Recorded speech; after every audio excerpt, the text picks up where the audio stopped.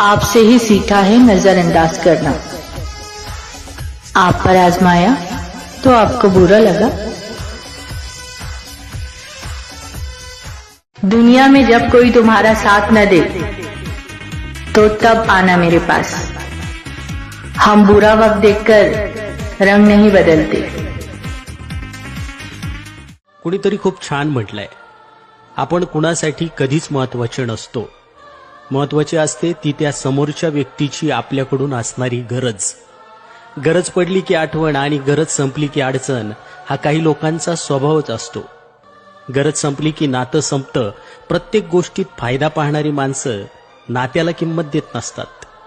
एक गोष्ट लक्षात ठेवा, कधी कधी एकटंही जगायला शिका। जर तुमचे दिवस चांगले असतील तर आमंत्रण नसताना सुद्धा गाव गोळा होतो, पण वेळ वाईट असेल ना तर निरोप देऊन सुद्धा लोक येत नाहीत।